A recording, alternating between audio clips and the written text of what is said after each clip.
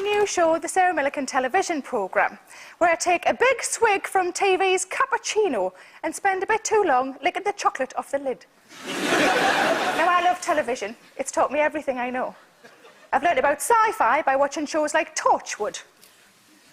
Apparently, Torchwood is known as Doctor Who for grown-ups. So somebody needs to remind all the men in their 30s that means Doctor Who is officially for kids. I've learned all about politics by watching Question Time.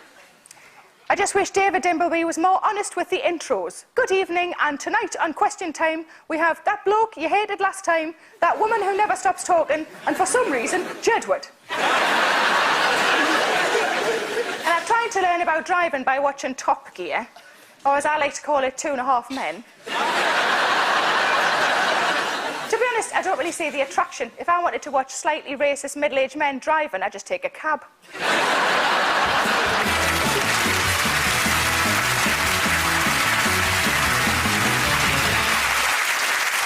Tonight, I'm going to talk about two of my favourite types of telly, drama and weather forecasts. I occasionally combine both when I get caught in the rain wearing a white top. The walk home from Tesco is like the most disappointing wet T-shirt contest ever. My boyfriend and I get on brilliantly, but don't always agree on telly. In my house, a TV drama is usually when two things are about to clash on my skybox. I love a costume drama. He prefers zombies and horror. When choosing a film, we always try to trick each other. So far, he has seen When Harry Ate Sally. And I have seen Night of the Lovely Dead.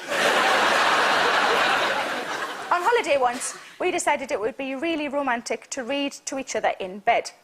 One night, I read him my favourite chapter from Sense and Sensibility. The next night, he read me a Stephen King short story about an evil cat. The story ended with the cat forcing its way into a man's mouth and eating its way out of his stomach. And my boyfriend shut the book and went, "Ah, no-night." I do like a TV drama, though. Sometimes I find I can't enjoy my dinner unless I'm watching Robson Green's wife being murdered. Do you remember Life on Mars? It's basically where a police detective goes into a coma and wakes up in the 1970s. You can experience a similar situation by getting the megabus to Carlisle. But I'll watch any costume drama about the upper classes. What was that brilliant show on telly last year, full of posh people dressed up in ridiculous outfits, being fawned on by people who are common as muck? Oh, that's right, The Royal Wedding. Downton Abbey must be like watching Big Brother for the Queen. People say the royal family deserve their money because they bring a lot of foreign people into the country. Well, so do long-distance lorry drivers, but no one gives them a big house.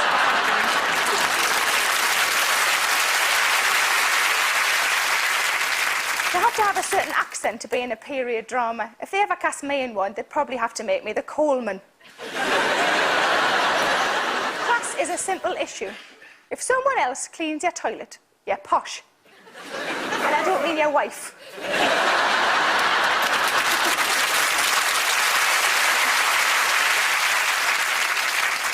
But the people who clean hotel rooms deserve a medal. People do things in hotel rooms that they'd never do at home, largely because their wife's not there. I don't like it in hotels when the porter asks if I want help with me case. It feels like he's implying I couldn't carry it myself. I did once say, "You're threatening my masculinity." And then I remembered that I'm not supposed to have any of that. I always worried about how much to tip. Like, oh, I've only got a tenner on me, but you've only carried my case 10 foot. Can you do some more stuff so I can get me money's worth? Like maybe unpack or run a bath or heavy petting? So talking of class, I would like to ask you, the lovely audience, have you ever been out with someone too posh for you? We've got a nice lady in the lovely black top. Let's see if we can get the Millican to her. If you pass that along and if you pointed at yourself, Flower. Hello, love. What's your name? Jenny. Hello, Jenny. And what's your story? I was going out with a guy for, in total, about 4 years, and after about a year and a half, his parents invited me to New York for his 18th birthday. So I think my dad felt a little bit bad. So the year after, he invited him on our family holiday to Anglesey. And I bet it was more fun, was it? No. But I'm now again in a similar relationship where, again, I'm not the posh one. We need to find some real dregs of society for you. And then you can be the posh one. Thank you very much. Let's give a round of applause. You've got a nice lady in a lovely pink top there. Okay. Excellent. Hello, love. What's your name? Lynn. Hello, Lynn. And tell me your story. I once went out with an antique dealer and he decided to take me out to the theatre one night. And I loved the theatre, so I thought it'd be great.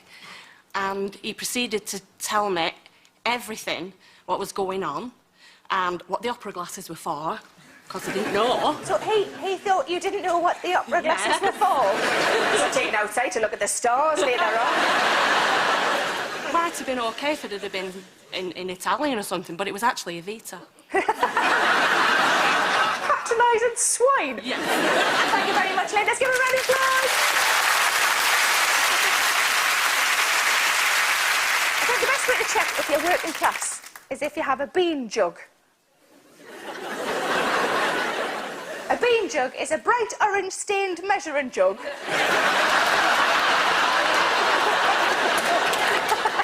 That you use to microwave beans in at least 3 times a week.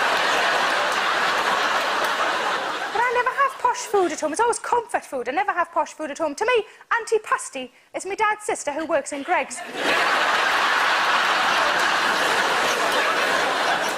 Sometimes I feel bad watching period dramas. The women weren't allowed to work, had to get married to survive, and if life were upstairs, downstairs, I'd have definitely been downstairs.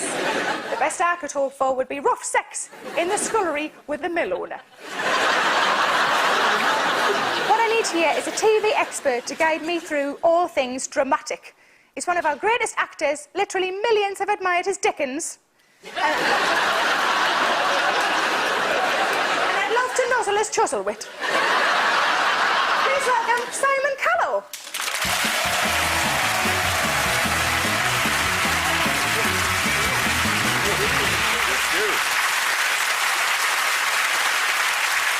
Thank you very much. Thank you very much for coming on the show. Let's have a little look at you in action. It looks like... Oh, my Lord. It looks... like that. What phantasmagoria is this?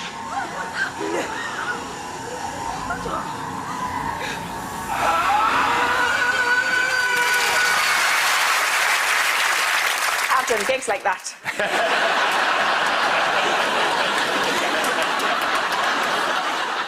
What do you think it is about costume drama that's so sexy? Everything being held in. As you swell from within. Oh, okay. Pressure from without.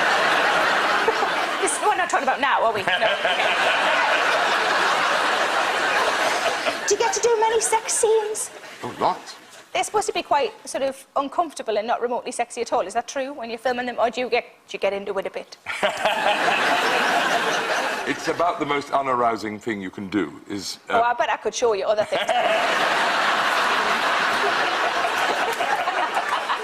the hardest Sounds like a challenge to me. What lengths have you ever gone to prepare for a role? Obviously, dressing up as well, but are you very method? Recently I played a transvestite. Yes. But, What did you do for that? I went to all sorts of interesting places, but when I put the bra on, and the high-heel shoes, and then the wig especially, then I became some other person. Was your bra full or just sort of baggy? It was like 2 rugby balls, side by side. How do you prepare for the stage? About 4 o'clock in the afternoon, if I got a 7:30 show, I just stopped thinking about anything else except for the show. And I just enter into the world of the characters so that the things that matter to the characters matter to me as well. Because I wear Wonder Woman knickers. That might be an alternative. It helps me cave. It makes me feel invincible. I've got some on now. I mean, they're under much bigger knickers, but that's another story. Now, you were an English teacher on Jamie's Dream School, weren't you? Did the kids teach you any new words? Well, the word that I learned, which amazed me, was sick, meaning good. That was very peculiar. That took a long time to... Oh, sir, that's sick, they'd say. And I'd think, what did I... And it meant great. They liked it. And how do you keep a straight face when you say Coriolanus? Have you ever acted your way out of an awkward situation? No.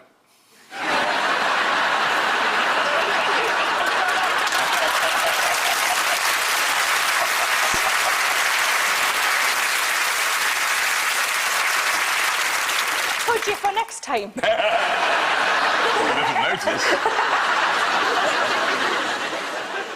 Now, acting's all well and good, but could you teach me some thespian skills that might be useful in sort of everyday life? Say, for example, if you were ringing in sick. Yeah. And you weren't really poorly. Yeah. So you ring your boss. Yeah, but the trick really would be not to act sick on the phone. Oh, really? No coughing? None of that. No vomiting noises in the background? Yeah, none of that. Just say, I am so sick, I can't come in. What if they're younger than you and they think you mean you're good? And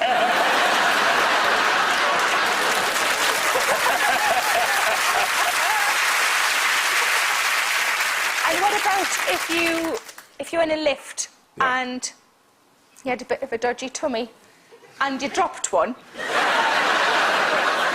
How do you pretend that that's not yours? Well, I think the thing to do, especially if you're wearing a coat, is to sort of suddenly become involved in some quick movement. Disperses the air. And obviously how to fake an orgasm. That's obviously, but you know... In a lift? In a lift. Why I'm ringing in sick.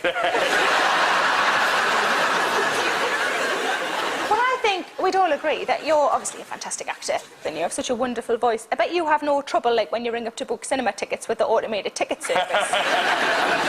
Do you really? They never understand a word I say. Do your friends ever get you to do their voicemail message on their mobile phones? It has happened. It has happened. And you don't mind doing that? No. OK, noted. I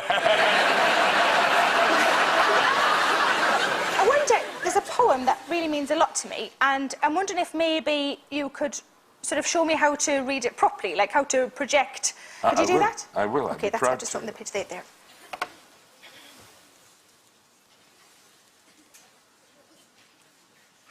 First, I was afraid.